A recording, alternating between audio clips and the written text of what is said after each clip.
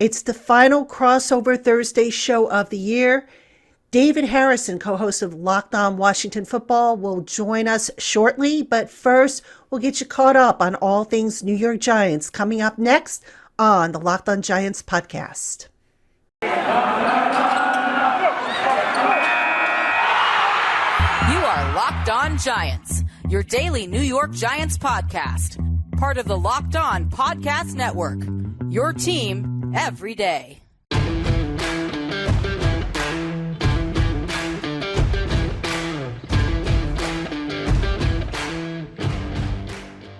Hello, New York Giant fans, and welcome to another edition of the Locked On Giants podcast, part of the Locked On Podcast family, your team every day. Patricia Traina here with you, and today is the final installment of our in-season crossover Thursday shows. Coming up in just a bit, we're going to have David Harrison, co-host of Locked On Washington Football, on the program, and we're not going to really break down the Giants Washington game on Sunday. We're just going to kind of talk a little bit about our respective teams, where things are, where we think they're headed, and that sort of thing. Why bother talking about the game? It doesn't mean anything for either team. They're both going to go home after it's done. So we didn't waste a whole lot of time talking about that. But before we get to that, I do want to mention a few things in this segment, some predictions. And I'm going to do a more detailed show on this probably coming up once things get settled down a little bit. But some immediate expectations that I have for the Giants once the offseason officially kicks off on Monday, besides the fact that Dave Gettleman will not be back. He will be announced as having retired. I don't see the organization as, coming out and saying he's fired. They're not going to do that to him. But I think ultimately what's going to happen with regards to the GM is it will be somebody from the outside. Now, who that person is, I know who I would like to see who it is. And if, a few weeks ago, I did a show on candidates and who my pick was, but I'll reiterate that on Monday. I'll probably do an article for Giants Country as to who the candidates I think make the most sense and who my pick will be. I do think Joe Judge will be back, and I know a lot of you don't want to hear that, and a lot of you are probably saying, Pat, how can he be back given how badly this team has been embarrassed these last few weeks? The bottom line is it's strongly been believed that John Mara and Steve Tisch believe in Joe Judge, that they look at the injury situation, which, again, has just been atrocious. And by the way, they should really look into what led to all that. That's another topic, though, for another show. But the injury situation obviously was atrocious. The fact that they had upheaval again on the coaching staff. This was the second year in a row Joe Judge had to fire a coach in season, that being Jason Garrett. And by the way, I don't think Freddie Kitchens is the answer on offense to lead this offense to the next level. So I just have a feeling that if Joe Judge is back next year, he's probably not going to have as much of a free rein as he did this year. In other words, I don't know how much ownership and the new GM necessarily is going to let him fully hire his own offensive coordinator. I think he'll maybe get suggestions and, go from there. I think he might get some suggestions about some of the things he's done in the past. And if you watched yesterday's show, I talked about some of the things he needs to change. So there might be a little bit more, I don't want to say hand holding, but Joe has not yet proven that you can kind of turn him loose and do what needs to be done to put together a winning program. But I do think that he will be back. I would like to see them start all over or leave that up to the new GM, whoever that might be. But I just don't get a sense that that's how it's going to be. So I'm sorry. I know a lot of you don't want to hear that, but That's just the vibe I'm getting from, the scuttlebutt, if you will.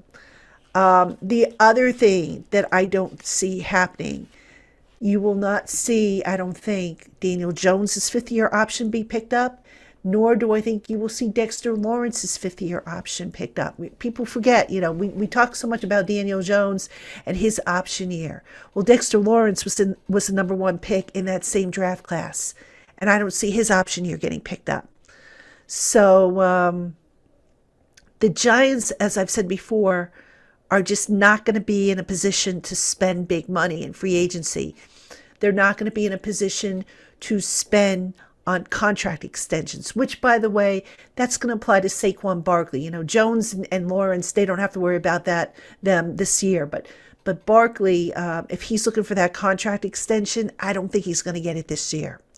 So yeah, I mean, some decisions I think are kind of clear, and that's how I see them going.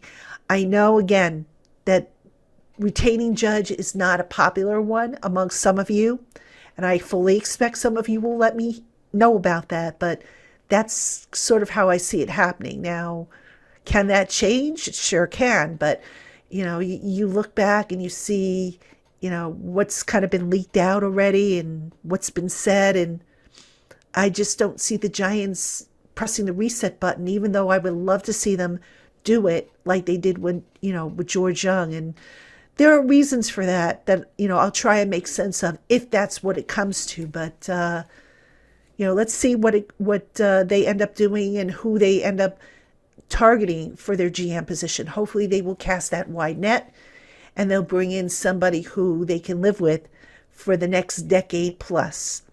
All right, coming up, folks, we'll hear from David Harrison as part of the final Crossover Thursday show of 2021. Stay with us. All right, Giant fans, before we get to the crossover segment with David Harrison of LockedOn Washington Football, it's the most wonderful time of the year as college football is gearing up for the playoffs. The NFL playoff race is taking shape, and the NBA and NHL continue to heat up. And no matter what sport you follow, BetOnline has you covered all year long with more props, odds, and lines than ever before. Head on over to their new and updated desktop or mobile website at betonline.ag and sign up today to receive a 50% welcome bonus when you use the promo code LOCKEDON.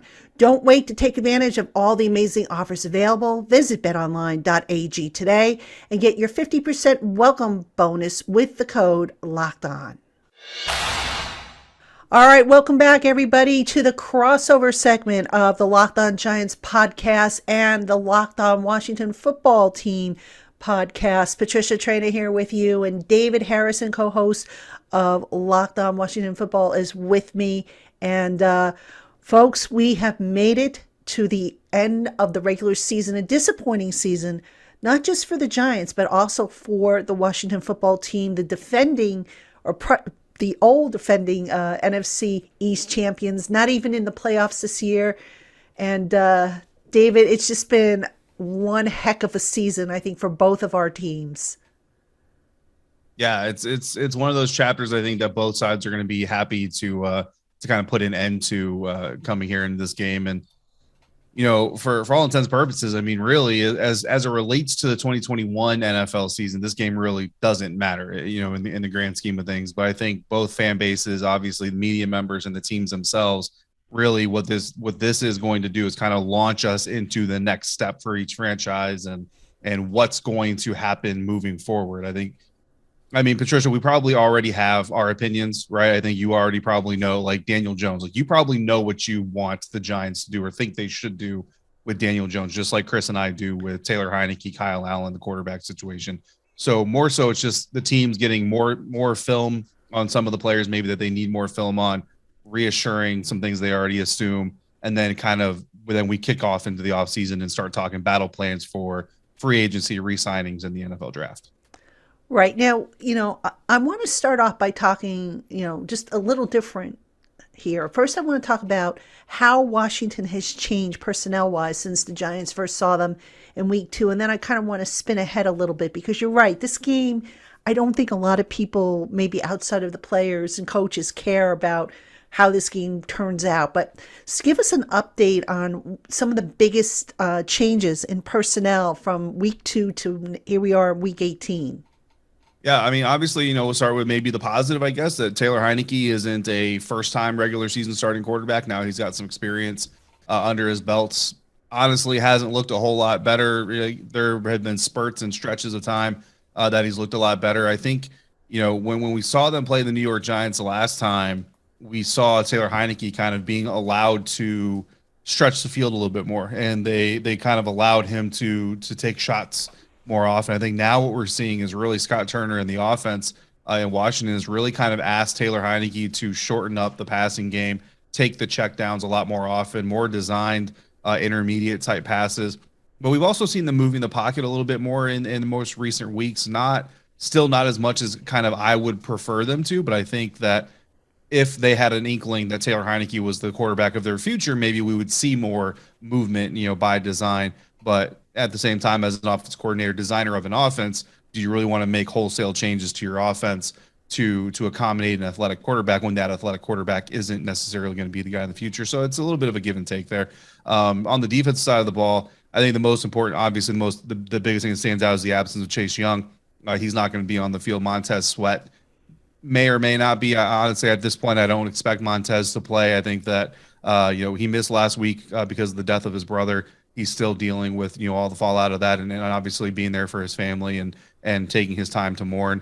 At this point in time, I kind of think if you're Montez Sweat looking from the outside in, it's just better off if you just stay home, focus on your family, focus on what you have to do as a brother who just lost his sibling, and go from there. So probably losing both of those guys. Now, with that, of course, you've had some other guys step in those roles, but it's actually gotten a little bit better up front because instead of kind of freelancing as much as maybe Chase Young specifically was doing early on in the season, these guys who are coming in who are less known, they're not number one overall picks for their team in an NFL draft. They're coming in, they're just kind of doing their job and doing what their coaches are asking them to do, which in part is actually making the scheme work a little bit better. And then finally, I think Cole Holcomb, the linebacker there for Washington, has made a lot of improvement over the course of the year. So the Cole Holcomb, not that he was bad the last time the Giants saw him, but I think that when this Giants offense studies Cole Holcomb specifically, they're going to realize that they're getting a much improved linebacker versus the last time they saw him. When you look at Washington, I mean, I know where the Giants kind of went downhill, but what was kind of the turning point that just sunk the Washington football team's season?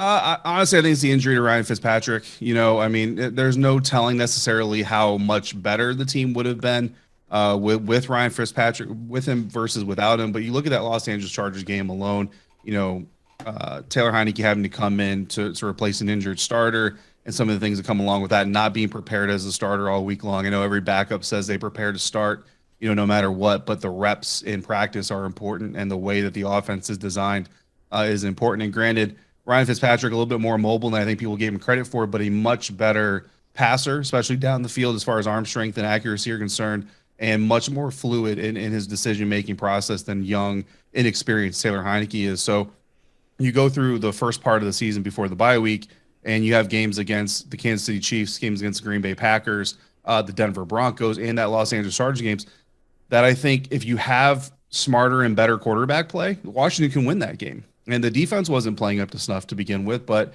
I think with a more well-rounded quarterback performance, you have the ability to potentially make up for some of those mistakes and some of those errors. So as the team was going through the first part of the season, as Taylor Heineke was going through some of those growing pains, it was costing them as the defense also tried to get their feet under him. And then coming out of the bye, if you have, again, Ryan Fitzpatrick with now a half a season's worth of experience with his receivers, then you have your defense starting to click a little bit better, starting to play a little bit better together, then that's where you have the opportunity. I mean, we saw it at the end of the season. Washington was still in the 7th seed as late as week, I think, 13, so could have had the opportunity. I really think that having Ryan Fitzpatrick in there versus Taylor Heineke like they planned really makes all the difference in the world. And then Curtis Samuel, the free agent from Carolina that they brought in to really kind of help stretch the field with Terry McLaurin on the other side, they never really got that 1-2 punch going. Now Curtis is dealing with a hamstring injury. I don't expect him to play in this final week either. So really it's an entire season where your starting quarterback and your number 2 wide receiver that you planned on having being an integral part of this offense was absent. And when you talk about degrading an offense that badly on a team that was designed to rely on defense anyway, that takes your offense from being, a B, maybe a B minus level offense to a C plus at best, and that's just not going to get it done. Now, a little bit of intrigue, I think, with this weekend's game. Joe Judge, I think everybody has heard about his 11-minute soliloquy defending the program. And in that speech, he mentioned, without mentioning the Washington Football Team, he mentioned how you don't see fist fights going on the sidelines and so forth. Whether that was a direct jab at Washington, who had such an incident break out, or just something he just threw out there. I wouldn't be surprised if it was just something. It was a reference. How is Washington taking that? I mean, what's the response there? I know we had Ron Rivera on a conference call today, and Ron was just kind of, hey, he kind of brushed it off. I'm not paying attention. I find it interesting, but I'm not really paying attention to it. But how are the players responding to something like that? Because it can be a jab. It probably was a jab without meaning to be one, but you could see why it would be a jab. It could be. I mean, I don't know Coach Judge obviously as well as you do. So if you err on the side that he probably was taking a veiled jab, I'm going to trust your word. When I heard it, I honestly looked at it as a head coach who is under fire. He's taking a lot of scrutiny himself, having to defend a lot of his actions, his team's actions, and basically just kind of reaching for some of the cliche, well, it could be worse type of situations. Maybe it is a jab, maybe it's not. I like that Ron Rivera used the word interesting, because when Coach McCarthy straight up called out the Washington Football Team, like, I guess give the Dallas Cowboys a little bit of credit. He straight up said, we're going to beat the Washington Football Team. He didn't leave any room for interpretation. Ron said the same thing. It's interesting, but it's not important, because at the end of the day, the coaches don't go out there and play the game. The coaches aren't the one between the lines having to take the punishment for what's said and what's not said. And I think for the Washington Football Team, I don't honestly think anybody's going to get too stirred up about what Coach Judge said, even if that was in direct reference to them, because again, internally, they hash that out themselves. They know why it happened. They know what led to it, and they know how they're going to go forward. Jonathan Allen kind of brushed it off. Deron Payne said, brothers fight, and that's just kind of what brothers do sometimes. Those two guys have been playing football for a very, very long time. If it was a relationship that couldn't be mended or needed mending, you would know it by now, and I don't think they would probably be playing next to each other anymore the way that they are. So I don't think the inside the locker room really is going to carry any weight. I think they're all to a man. They all have much more motivation coming into this weekend than what Coach Judge is going to give to them. But I did find it funny, Patricia, that Coach Judge, who doesn't have his players fighting on the sideline, but he did have his players fighting in training camp with his starting quarterback at the bottom of the scrum, is bold enough to call out another team potentially for having a swing thrown once in the season. So, I mean, it was a little bit of the kettle, or the pot calling the kettle black, I thought, and I thought that was interesting. But I took it more as Coach Judge trying to stay afloat in New York. That's a good point. I don't think anybody's brought that up because it was so long ago. So good point. And I'm petty like that. I remember that kind of stuff. Yeah, well, you know what? And Joe was really miffed up. He was ticked off about that. I mean, if you were standing there, you had to cover your ears, because what was coming out of his mouth was like, oh my gosh, it was bad. And, I'm not trying to be a prude here, but it was pretty bad. But anyway, final question from me. With really nothing to play for but pride, and how many times have we heard it on the Giants side here, but what are your expectations for this game from both teams? It's hard because the guys that are on the field are going to go out there trying to win again. And I've said it on my show a lot. I know fans are always looking for draft picks at this point in time in the season, unfortunately, but these players aren't going to go out there and absorb a car accident's worth of punishment to lose and potentially work themselves out of a job through a draft pick. You know what I mean? They're going to go out there and they're going to put the best tape on field, because even if their future's not with the Giants or with Washington, their future could be with somebody else. And this game, they have the opportunity to go out there and show something that could convince another coaching staff to give them a chance moving further down the line. And then for other players, Terry McLaurin, he's 40 yards away from 1,000 yards. That would be back-to-back 1,000-yard seasons for him in his young career. He'd be the first Washington receiver to net back-to-back 1,000-yard receiving seasons since the mid-'90s, which is amazing to me. Jonathan Allen is a sack and a half away from his first double-digit sack season. So, there are individual reasons why these guys want to go out there and play. I would really expect the coaching staff, if these veteran players really want to go out there and play like Terry McLaurin, he's, again, 40 yards from 1,000 yards. If he gets that 40, 41, maybe 45, I'd like to see him sit him. He's the future of your franchise. He's your number one wide receiver. Let him get his milestone, but then, put him on the bench and say, hey, start planning your vacation if you need to. Let's keep you healthy for 2022. Jonathan Allen, same thing. I'm not sure a sack and a half is real. I probably give him a half of the game. And by that end of that first half, if it's just not happening, you're just not getting home. You've already got a career high 8.5 sacks. Let's go ahead. Let's pull the plug. Let's keep you healthy. Things like that. Same thing with guys like Daron Payne, who, has some effort issues from time to time, but I think he's part of your future. Kendall Fuller, same thing. Cole Holcomb. Really, I want to see the team get the guys who need to prove something out on the field. Tim Settle is a free agent potentially. So there's an argument for put him on the field more and see what he is to see if you want to keep him. But at the same time, he's a free agent. So you put him on the field too much and he ends up pricing himself out of Washington during the offseason. I would like to see them, again, protect their stars, protect the keystone players that you have. Let some of the guys who go out there who need to kind of prove themselves a little bit and do a little bit of evaluation. That's how I would approach it. Ron Rivera, the way he's talking, I kind of get the sense they want to go out with a win. They want to leave the fans. They want to leave themselves with a good taste in their mouth. They want to end the Washington Football Team chapter of this franchise with a victory, since they couldn't win their last home game as the Washington Football Team. They want to win this one. So I feel like I'm going to be a little bit disappointed in that. Hopefully it doesn't come back to bite the future in the butt. And just real quick, this is a historical moment. This is the last game Washington is playing as the Washington Football Team. They are going to announce a new team name that they have chosen for the February 2nd. What do you think that name's going to be? Have you heard anything as to what that name's going to be? No, I haven't heard anything. And as far as I know, the people that I talk to who are more tapped in with this team haven't heard anything either. If they're keeping the secret very well. Patricia, I feel like it's going to be Commanders. I hate that name for a host of reasons that Giants fans don't want to hear about, so I won't get too deep into it. Out of the available names, because Red Wolves and Wolves have been eliminated, I would prefer Red Tails, which goes back to the World War II Tuskegee Airmen fighter pilot group. They were nicknamed the Red Tails, and I'm kind of confirmation bias, right? The Red Tails again were fighter pilots in World War II. The new name and logo is getting unveiled on 2/2/22. I don't know. Maybe there's some correlation there. Maybe there's not. Maybe I'm just reading into it a little bit more. But I prefer Red Tails. My gut says Commanders, and I'm not happy about it. I think I had heard possibly Admirals too. Admirals? Yeah, Admirals could make sense in the stars on the back of the jersey that they did show a picture of in the video came out. The problem with that is a 3-star in the Navy is a vice admiral. I mean, still admiral, I guess, but there's an actual admiral, and admiral in the Navy is a 4-star. So having 3 stars on the jersey and then vice admiral, and again, the 3 stars could mean a host of things. Could be the 3 Super Bowl championships. It could represent the DMV. It could be that there's 3 stars on the Washington D.C. flag. It could be it could be the fact that this is the 3rd iteration of a uniform for the franchise and team name since they moved to Washington. I mean, there are so many different things that those 3 stars could actually stand for. They may not have to do with the team name at all. Well, I'll let you figure out that mystery while we on the Giants side figure out who might be our next GM.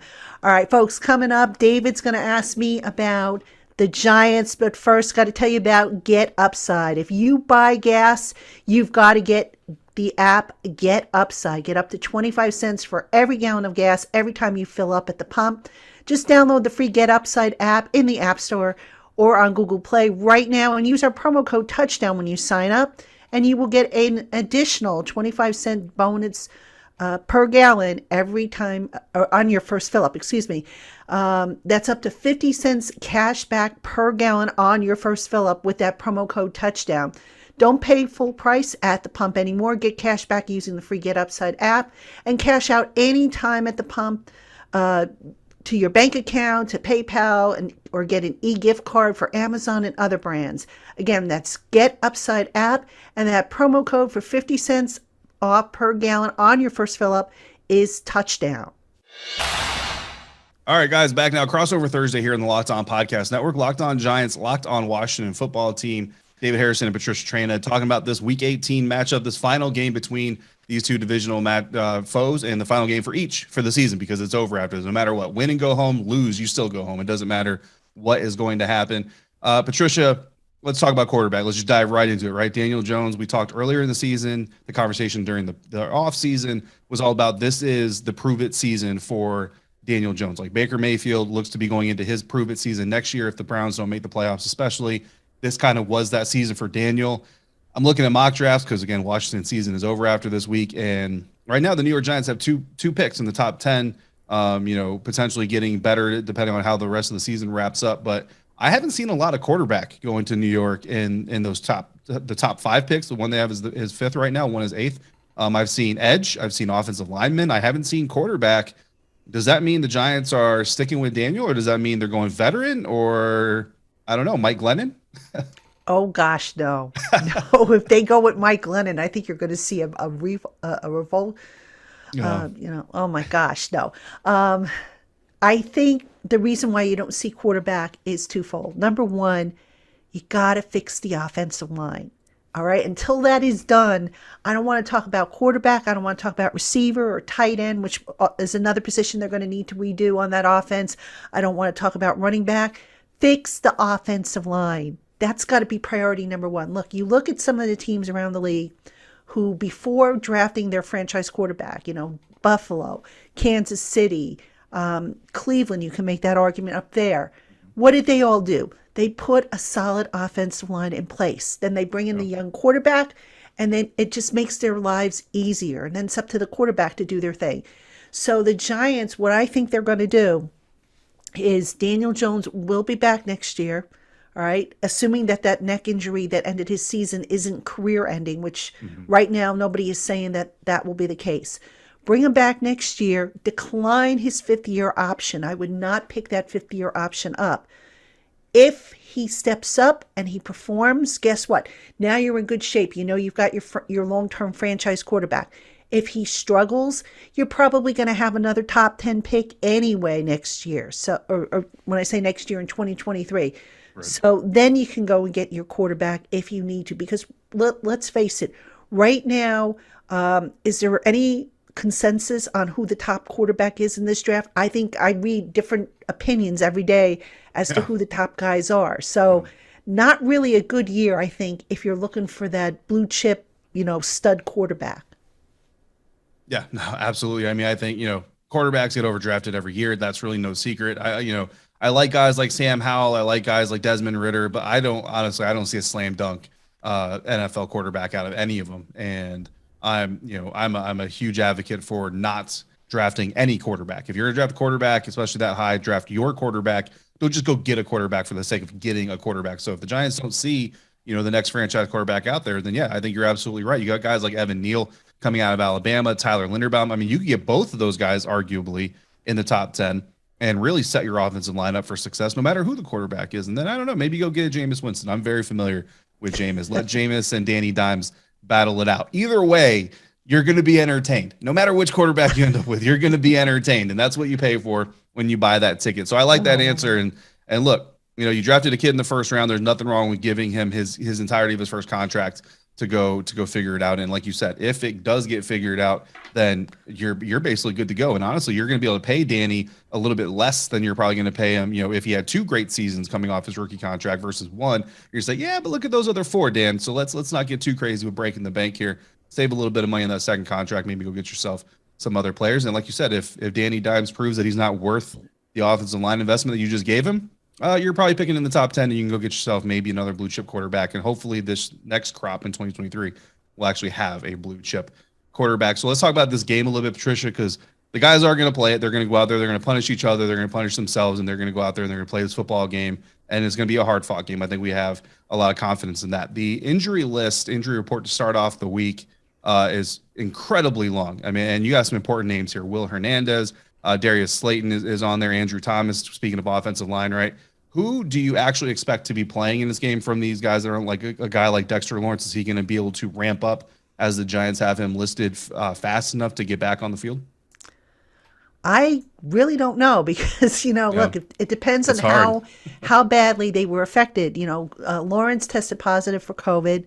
I don't know if it's the Omicron version of it or the original version. I mean, who can keep track anymore? Now I hear there's another strain that's making its way across the world now. I lose track after a while with all these different strains, but it really depends on how badly he was affected by it. It is a lengthy injury report. And, it was funny. We were joking, a colleague of mine and I were joking about it. they would just be better off at this point listing who's going to play, because that injury report is just ridiculously long. But I'm just taking a look at it right now. I would say probably, if I had to take a guess, and it's interesting because some of these guys are going to get moved to IR. Like Glennon is going to go to IR for sure. Ellerson Smith was just put on IR just a few minutes ago. I think Barkley will be okay to play. Hernandez, I think, should be okay to go. If he's not, it's funny. He's been the only offensive lineman to play all the snaps and hasn't been very good. He hasn't been very consistent. Slayton, he has a shoulder injury, COVID ramp up. At this point, I don't know if I would play him or not. I think, we didn't get to see them today because they were practicing indoors and we weren't allowed in to see them for the 5 minutes of stretch anyway. So I don't know. I don't have a feeling about Slayton just yet. I think Thomas will be okay. Tony, I need to see what he does tomorrow, meaning Thursday. We record this on Wednesday, obviously. I need to see what he does on Thursday. So I think the jury's still kind of out on a lot of these guys who were listed as limited. As far as the ones that were listed as did not participate, Glennon obviously is not going to go. I think Austin Johnson will go. I think, let's see, Colin Johnson didn't play last week, so I'm not so sure about this week. Lawrence, remember, they said, not injury related, personal COVID ramp up. I wonder if he got stuck in the bad weather on Wednesday. So really kind of hard to say, if I'm being honest with you. It was a walkthrough, and this was a projected injury report. And I think on Thursday, we're going to really have a better idea who's going to be available and who's not. But, at this point, look, I hate to call this like an exhibition game, but it's almost like an exhibition game because, win or lose, you're going to go home at the end of the day anyway. So you might as well just maybe get some of these other guys who haven't had a lot of snaps and see what they could do. Yeah, no, I mean, hey, absolutely. And you kind of mentioned it when we were talking about on the other side of this crossover about Dave Gettleman. And I covered the Buccaneers, so I'm familiar with Dave Gettleman from his time with the Carolina Panthers. Obviously, you're more familiar with him than I am, even from my days in the NFC South with him being the GM of the New York Giants. I guess let's do it on a 10 scale, right? 10, he's out of the door no matter what happens on Sunday. 1, it's all hooey and it's all media trying to stir up headlines like we like to do, like people say we like to do. How much in danger is his job? And then Joe Judge, how much in danger is his job, if at all? Dave Gettleman is out after this game. There is no doubt in my mind that he's going to announce his retirement. I don't think the Giants are going to term it as a firing. Everybody I talked to, it's been reported all over the place. I've heard things. Everybody says that Dave is out. Yeah. Now, the question is Judge.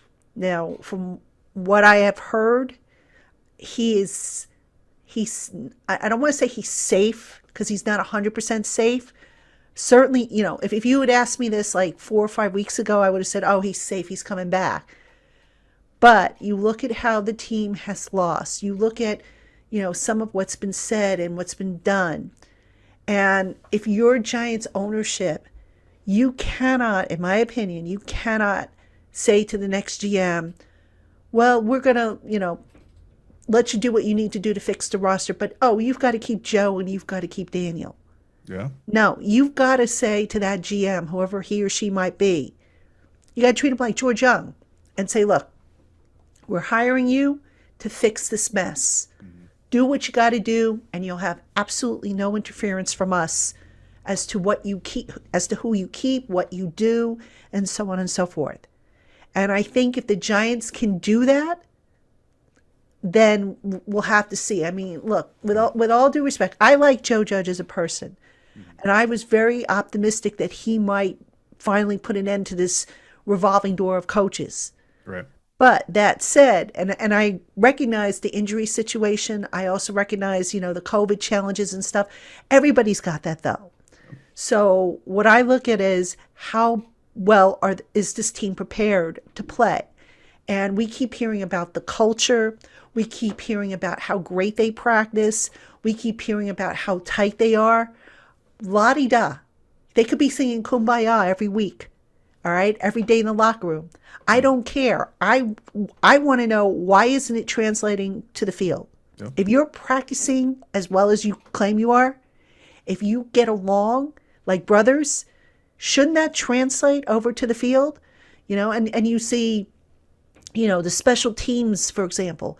Before Joe Judge got here, the special teams were pretty good. They've gotten worse since he's gotten here, which is a damning statement for a guy who was a special teams coordinator for Belichick up in New England.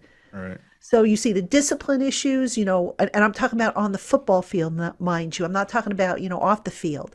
Mm-hmm. You see the mistakes that are being made, stuff that's still going on here in week 17, week 18 of the season. And you sit there and you say to yourself, what in God's name is going on with this team that they can't get their act together? So I won't sit here and say that Joe Judge is 100% safe. If I had to put a percentage on it, right now I would say maybe 85 to 90, but that number's going down and down with each embarrassing loss. And quite honestly, your ownership, I know they don't want to have to pay another coach off, because I think Joe got I want to say a 5-year deal. I'm not sure if it's a 4 or 5-year deal, but either way, they would have to pay him off next year if he's not here. And they don't want to have to keep doing that. I get that. But let the new GM make that decision. Don't say, okay, you've got to keep these guys. Yeah. I mean, I think that's the best attitude to go into it with it. You can't bring in a new GM, like you said, tell him to fix the entire mess, but then force him to also fix the mess with parts of the problem. And Coach Judge, for what it's worth, from my angle, certainly talking like a guy who's feeling the pressure and isn't so secure in his own job security. So we'll see what happens. And I mean, for the GM community, like John Dorsey with the Cleveland Browns and Dave Gettleman with the New York Giants, two guys who got second chances at being general managers, and that doesn't usually happen in the National Football League. So I know a lot of guys are kind of looking at them, say, hey, look, show everybody that you can do it twice and you can be successful the second time around. John Dorsey's already out of a job, and Dave Gettleman, not going very well. So may not see a second time around GM come again very, very, very soon. So that being said, Patricia, again, kind of an exhibition game, right? A lot to do about the future. And I know that's where our conversation has really shifted on the LockedOn Washington Football Team podcast. Sounds like that's where it's shifted on the LockedOn Giants podcast. Hard to predict a winner because it's hard to predict, again, who's going to play, how long they're going to play, and all these things. What we do know, of course, is that I appreciate your time. And I'm sure that we both appreciate the fan bases for struggling with these fans and for sticking with us as we struggle to give them encouragement to continue following each of these teams. Yeah, definitely. I mean, look, I get it. I know my listeners don't want to hear about games anymore. It's like the season's over. What's the point? And I get it. And look, guys and gals, we made it this far. We only have a few more days to go before it's all done. And then over at Locked On Giants, our schedule opens up as far as the topics we can cover. I'm sure it's the same thing for you over at Locked On Washington. Mm-hmm. We'll turn to the future, but it's been a rough one. And I just want to say to my listeners, thanks for sticking with us. I know some of you are like, oh, I don't want to hear about the crossovers. We have to do them. I've told people we have to do them. They're on our schedule. We have to do the game reviews. We have to do the Twitter Tuesdays, all the stuff. But starting next week, I know we're going to open things wide up. And look, I don't know about you, but I'm putting a heavy emphasis on the future, free agency, the draft, the salary cap, looking at some of the problems, obviously following the GM search when that gets underway, and whatever other surprises might pop up. But here's hoping things get better because, it's been rough. And I'll tell you something real quick before we sign off here. I actually changed my Twitter avatar because I'd been going with the same one for most of the last decade. And I said, you know what? I'm going to change it up and see if maybe that doesn't help. So I have a new Twitter avatar that I like. And I'm hoping that with that brings better luck for everybody. Hey, whatever it takes to get it done, right? And I mean, they say the draft starts in Mobile, right? Patricia, you're going to be at the Senior Bowl? Don't know yet. Oh, okay. I'm going to be at the Senior Bowl. So hopefully if you're down there, we run into each other. We get to hang out and watch some football, evaluate some prospects that could help each of these teams get better. But like you, Chris and I appreciate our listeners as well. Again, we know nobody really wants to talk about who's going to win or who's going to lose because it's pretty much all bad news no matter where you cover. But we do appreciate everybody sticking around. And Patricia, we'll talk again during the offseason, of course, and look forward to 2022, where both these teams will come in with Super Bowl aspirations, of course.